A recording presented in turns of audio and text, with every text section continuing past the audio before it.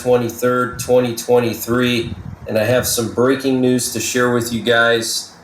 Right now it is 12:18 p.m. Eastern Time here in the United States, and we currently have a B-52 nuclear bomber flying over the panhandle of Oklahoma, and it just took off from Norman, Oklahoma.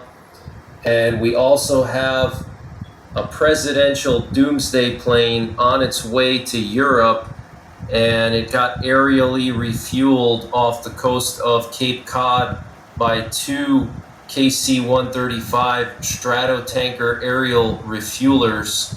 So a lot of doomsday planes going to Europe, a lot of VIPs going to Europe. I'm not sure why there would be a doomsday plane going to Europe now, because they just had the defense ministers meeting last week or this past week. So I don't know why there would be any VIPs going to Europe now, but nevertheless, a presidential doomsday plane heading towards Europe.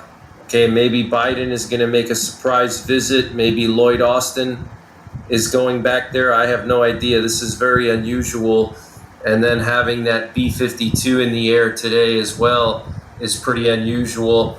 And we had another nuclear war command and control plane up in the air this morning, and it went out to the Atlantic off the coast of South Carolina, where it disappeared from flight tracker, and it turned off its transponder somewhere off the coast of South Carolina.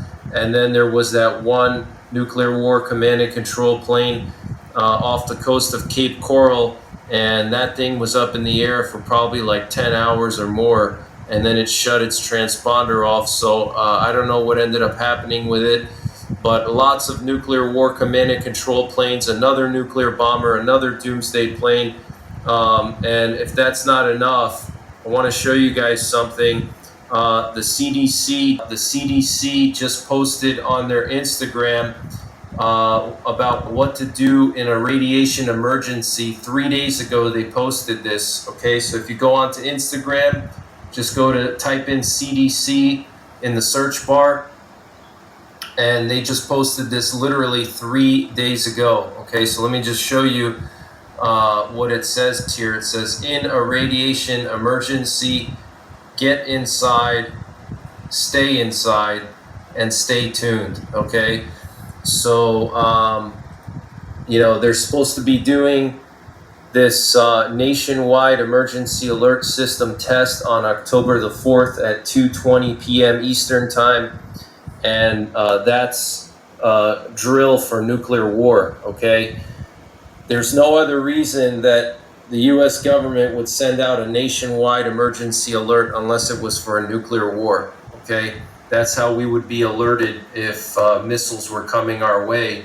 All right, so very strange that they would suddenly post this 3 days ago. Okay, so I want to just talk to you guys about what's going on in Ukraine and in Europe. We have some major breaking news coming in this morning. Apparently, Ukraine has broken through Russia's final defense line in the Zaporizhia area, which is the southern part of Ukraine. And this was known as the Surovikin line. This was that famous defense line that Russia built to stop the Ukrainians. And in one area, they were able to break through. And this was confirmed by General Tarnovsky, and he's the guy who's leading Ukraine's counteroffensive along the southern front line. And he reported that his forces broke through near Verbove. Okay, and he's predicting an even bigger breakthrough to come. Okay, to the outcome because I'm here in the West. But I can still try to look at things objectively, and that is what's happening. Joe Biden admitted today, when asked by a member of the press, I don't think it was a press conference, he was having some kind of negotiation or discussion with the Republicans, Democrats about what the status of the Ukraine war is going to be if there was a government shutdown. And he basically said, when the reporter asked him that, how can you justify making Ukraine funding exempt from a government shutdown? Because that's what they're going to do. When the government, if and when the government shuts down once again, they're going to pass some sort of bill that allows them to continue to fund Ukraine even if the government shuts down. And she asked him, how can you justify this? And he said, there is no alternative. There is no alternative. We must persist. In fact, I have the exact video clip here. You can go and watch it if you want, but he said there's no alternative. A lot of people take that to mean, oh, Biden's a dictator, he's an authoritarian. No, what he means is that this is a bipartisan issue. It doesn't matter if Trump gets in there.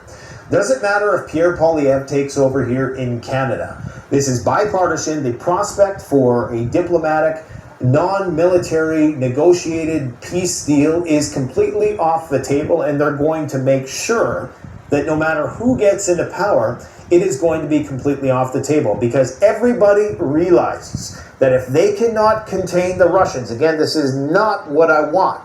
This is just how it is. And maybe if we got into their state of thinking, we would understand more. But he's basically saying, when he said there is no alternative, that they have no choice. If they want to keep the economy going and they don't want to have complete economic collapse, they have to keep the war going. Now, I know that sounds crazy, understanding that the United States has already accrued, 1.3 trillion in debt. Is it this year or this quarter? I can't even remember anymore. I mean, and you think about how much they've given to Ukraine out of that, it's still a small fraction of what they've, the debt that they've accrued. So the only way they can continue to accrue debt is if the financial system remains robust and they are viewed as a viable option for using for dollar-denominated assets. And that's the only way that they can continue this whole game, is if they can keep the financial system together. And the only way they do that is by not letting Russia absorb those 4 annexed territories, exploiting its industrial potential, growing in population size, and getting together with the BRICS nations in order to possibly create some alternative currency down the road. Anyways, this is getting bad. We got depleted uranium, we got tanks, we got long-range missiles, we got drones, we got reconnaissance, we got Patriot systems, HIMARS, we got cluster munitions. It's all coming there. You're probably going to get F-35s and tactical nuclear weapons in Ukraine and boots on the ground. It's all coming, because what has happened today is completely unprecedented. They possibly have murked the admiral of the Black Sea Fleet. And the Russians are being very, very quiet about this, which is kind of scary. If you go on any major Russian mainstream platform, be it RT, RIA Novosti, Sputnik, they're all being very tight-lipped about what has happened in Sevastopol today. What happened there is the headquarters of the Black Sea Fleet got completely frickin' murked by a Storm Shadow missile, no less. Now, this is why this is so important. You potentially have the death of the top admiral in the Russian Navy in the Black Sea. You have, knowingly that this was a Storm Shadow British missile, we also have, at the time that this happened, we have a United States recon plane that was in and around the Romania region, possibly doing some sort of reconnaissance for the Ukrainians to target the headquarters. You have a massive cyber attack that happened right before or while this was happening.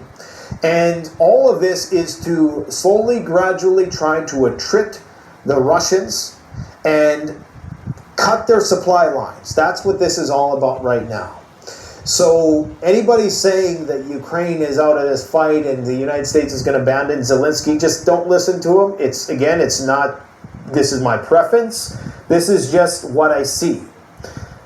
They're just being piecemeal with respect to their administration of various weapon systems, so not to elicit an immediate nuclear response from the Russians.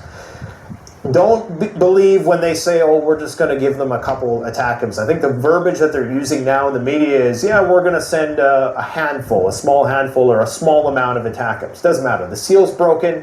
They're going to keep sending them. They're going to send them in the hundreds, possibly in the thousands at some point, okay? So it's much harder to get from one ATACMS to 1,000 than it is to get from 0 to 1, because you have to get the population to accept that fact first. They're going to send the Taurus long-range weapons from Germany after this. It's just a step-by-step gradual escalation. There are so many data points to consider here, guys. I can't possibly go over it all, but what we know is that they're redeploying 10,000 more troops to the Robotyne and Zaporozhye area. And where that is right here. They claim to have definitively breached the